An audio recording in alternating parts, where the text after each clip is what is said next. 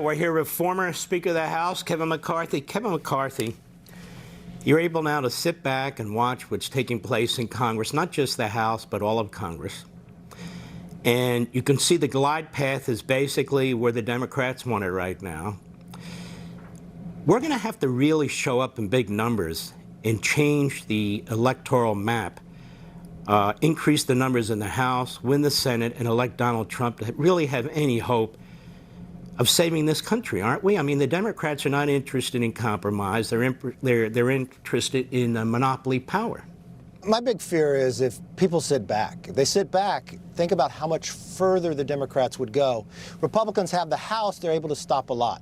But I will tell you this, for everybody sitting at home, this is a unique opportunity. If the election was held today, President Trump would win, simply on the merits that people can measure what we've been able to accomplish, but really on the port card of Joe Biden itself. War around the world, a border that's wide open, fentanyl killing Americans. We had 5 embassies have to evacuate. The decisions he has made has harmed us for decades. The way he got out of Afghanistan, attacking our own allies, walking back our support for Israel, which we have to, as Americans, stay firm with the only democracy, with our truest of friends in Israel. But what you find, too, is I believe the Republicans can pick up the Senate, one of the best maps they have, but even in the House, we have an opportunity to gain seats. It's easier to win seats in this election than it was in the last 2 when we won. And if you look at voter registration, Republican numbers are up in Pennsylvania, they're up in Florida, they're up in a number of these swing states.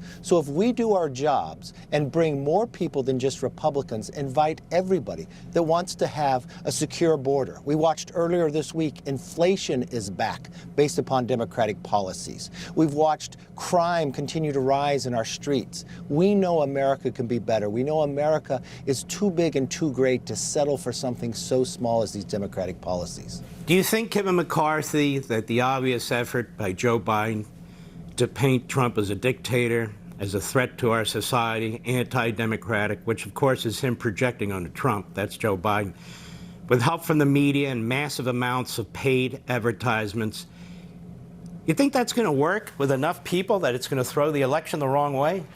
I hope it doesn't work. Now, remember, in the last election, we have electoral college. You all are always the best with laying out what a republic and a constitution means.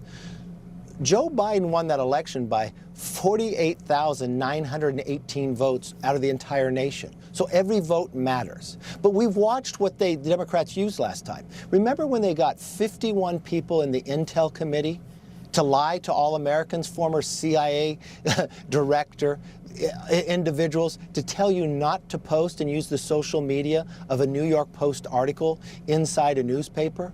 We watched him lie, and again, I think the American people have woken up. We've watched what the Democratic policies have done to this nation. We cannot allow that to happen. I trust the American public much more. But the one thing I believe, just as Reagan told us, we trust but we verify. We have to come out and vote and make sure America has the right direction. We have this horrendous open border, and it's open for a reason. And it's not just because Joe Biden likes foreigners. Under the census, they count the number of people who are in the country, not the number of citizens.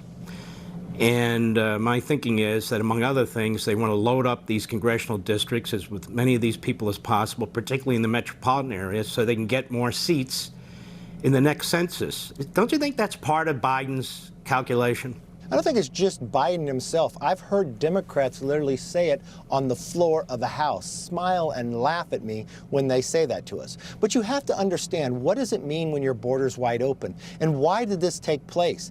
It started January 20th.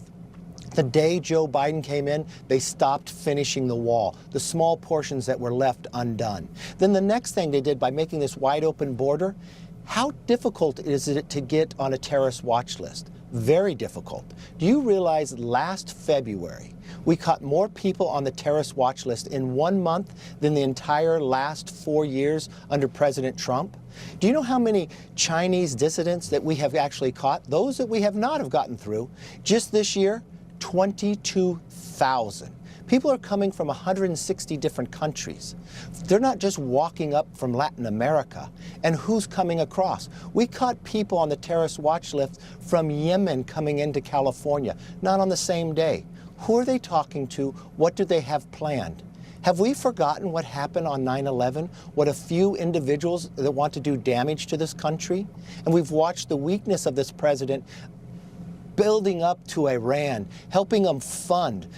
We actually have, and Mark, this is the real policy discussion you have to have. There is a law that sets Iran not able to sell their oil. Biden allows it. They were only producing 400,000 barrels a day. Now it's 3 million. They are making billions of dollars with Biden in, and they're using it against America, and they're funding terrorism around the world. It's just absolutely horrendous. And this whole immigration issue, you can see what happened, frankly, in Dearborn, Michigan. Barack Obama, during the last years of his presidency, opened the floodgates for people, quite frankly, from the Middle East. And he did it intentionally. People can Google it. They can look it up themselves. People need to be vetted. They need to show allegiance to the United States.